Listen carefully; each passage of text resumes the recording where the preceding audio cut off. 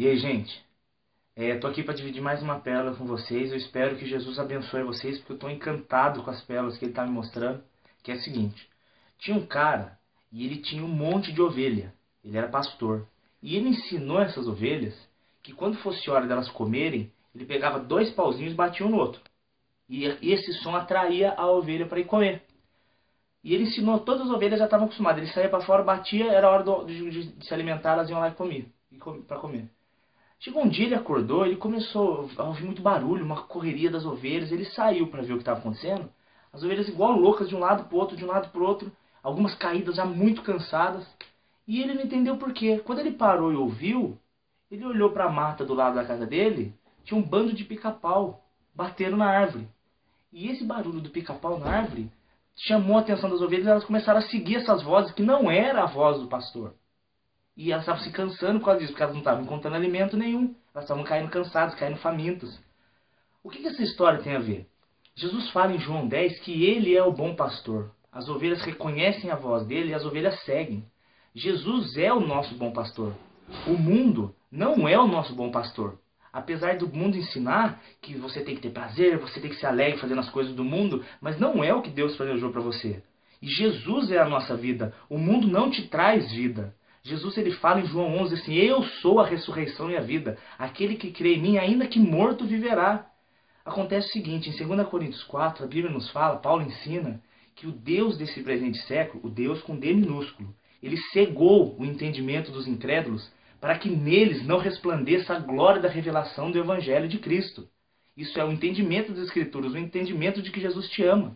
O Deus desse presente século cegou dessas pessoas, mas não de nós os que cremos que Deus é o nosso Pai, nós que chamamos Deus de Pai e reconhecemos toda a sua soberania.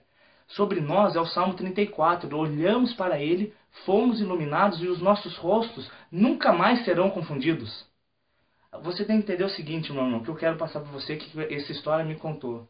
Se você for seguir as vozes do mundo, o que as pessoas do mundo falam para você, o que a mídia fala para você, o que a TV fala para você, você vai encontrar cansaço e não vai encontrar satisfação, não vai encontrar comida, você não vai ser satisfeito. Do mesmo jeito que o seu corpo, se você ficar sem se alimentar, ele vai ficar fraco, você vai ficar com as pernas moles, branco, vai cair, vai desmaiar. Do mesmo modo o espírito tem fome. Se o espírito não for alimentado, você vai ser uma pessoa ansiosa, uma pessoa medrosa, uma pessoa cansada, uma pessoa chata, uma pessoa mal-humorada, uma pessoa que só murmura. Você precisa alimentar seu espírito. Por isso é que Jesus fala que nem só de pão viverá o homem. E ele fala que ele é o pão vivo que desce do céu. Meu amigo, entenda o seguinte, em Hebreus 6 diz que a esperança é a âncora da nossa alma. Ela é a âncora da nossa alma porque ela não deixa a nossa cabeça perder a direção. Jesus, quando ele entra, ele te coloca no rumo, ele te dá um caminho, ele te dá uma certeza, ele te dá um propósito, ele te dá uma viva esperança. Ele é a nossa viva esperança. Que você saiba ouvir a voz do Pai. Ele te ama. Você creia na palavra de Isaías 41, que fala o seguinte, fala assim: eu sou o Senhor, não temas, eu sou contigo. Eu te esforço, eu te ajudo e eu te sustento com a minha mão direita.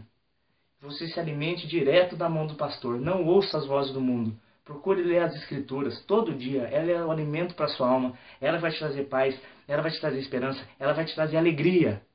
Ouse crer. Ouse chamar Deus de Pai. Ouse crer que Jesus é o Senhor. Você não vai conseguir entender as maravilhas que Ele vai fazer. Em Efésios 3:20 ele fala assim: Ele é poderoso para fazer infinitamente mais de tudo que pensamos ou pedimos pelo poder que em nós opera. Que você creia nisso, que você saiba que quando você desobedece, você se chama de Deus da sua vida. Mas quando você ora, você está falando assim: Senhor, você é o Deus da minha vida. Orar é rendição. Que você consiga se alimentar direto da fonte do Senhor, que são as Escrituras Sagradas, e você tem essa paz, essa esperança que Ele promete em João 10:10, e uma vida abundante. Se Jesus voltar, a gente se vê no céu. Amo vocês. Deus abençoe.